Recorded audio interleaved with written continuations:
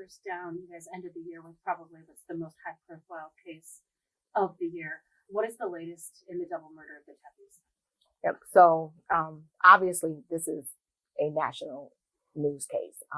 I just want to preface that by saying that we think that every single case that we have is high profile. We care about every single case that we have, which is why we don't just stop when the year ends, we don't stop investigating it, which is why we have 30 additional cases from previous years that are solved. Our detectives work diligently to close every single case, to bring justice to every single family, which is why we have 100 homicides solved last year. In this case in particular, what we do know is that obviously we received a call for a well-being check related to the two victims involved in this case. There was an officer that was dispatched to go to that well-being check. Unfortunately, he did respond to the wrong location initially. He went to the wrong location, and in him believing that he was at the right location, he did everything that he was supposed to do. Knocked on the doors, checked the backyard, did all those things, but it was not the right location. Approximately about maybe 40 minutes later, we had received another call because the coworkers of one of the victims stated that they had not reported to work and they were really concerned, so they went to the house, and that's when subsequently the bodies were found of the two victims as it relates to this case. We are working very diligently to try to solve this case. We know that people are concerned, and we know that people have a lot of questions.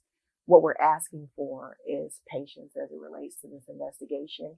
We want to make sure that we don't compromise the integrity of this investigation. So when we finally identify a suspect and it goes to trial or it goes to, we want to make sure that there's nothing that could cause this case to be dismissed or cause this case to be kicked. So we're looking at every single tip or every single information that comes in. We leave no stone unturned. We're investigating it, but there's only so much that we can share at this point. We released a video of the person of interest that we're looking for, the person that we know that was in the area at that time. We're asking the community, we're asking the public, if you have any information, if you think you know anything about this person, please contact us. Please call us. You can email us. You can call us. You can call Crime Stoppers. Even if you don't think it's something that's relevant in that moment, it may have been something you saw last week. It may have been something that you saw the day before. It could be relevant to this case. Please reach out. Please let us know. So we are asking for tips. We have received numerous tips as it relates to this case, but we do not have at this moment a suspect that we have identified.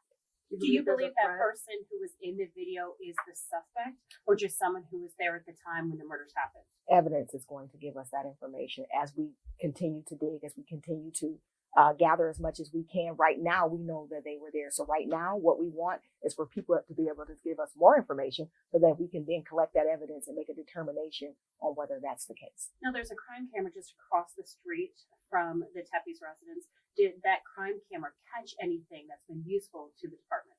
We're still reviewing a lot of video. We're still looking at a lot of evidence. Again, the information that we're releasing, we want to be as transparent as possible and release that. But there are some things we're just not going to be able to share at this time related to the investigation. But what I can tell you is that we are looking at so much video information and so much content that we're still combing through. So we don't have all the answers. And so our investigators are diligently working. They're still gathering information.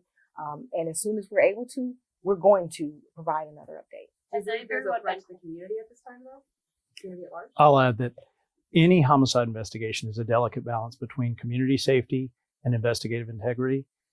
When there's a community safety issue, that's information that we get out as soon as possible. You know, our homicide teams have been canvassing the area every single day since this tragedy occurred, and they're making a lot of relationships in the Weinland Park area. The community members have stepped up and they have provided a lot of information. For every second of video, that's every second of video that a detective has to watch. And so when we have tens of thousands of hours of video, detectives watch every bit of that. And that's obviously not an instantaneous lead. Additionally, the chief mentioned a number of tips that have come in since we released that video.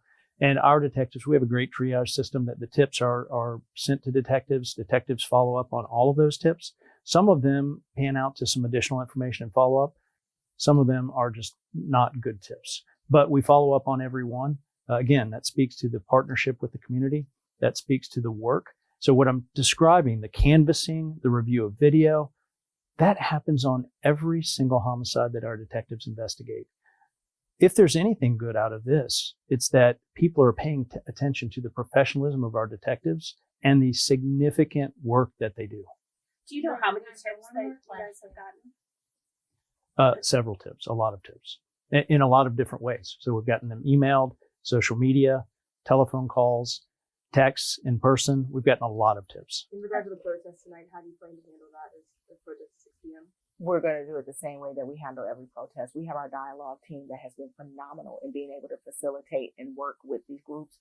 We want to make sure that people are able to protest in a peaceful manner and that their First Amendment rights are not violated. So we're going to continue to work in collaboration with them, continue to have that dialogue, and make sure that we're there and available to make sure that everyone's safety is a priority. Has everyone been cooperative aside from the neighbors in the Tepe investigation? I have not heard of people being uncooperative. So when you say everyone, I mean, I think there's always a possibility someone's as far not. As like relatives, people out of states, that kind of thing. Our detectives have a great relationship with families. Thank you.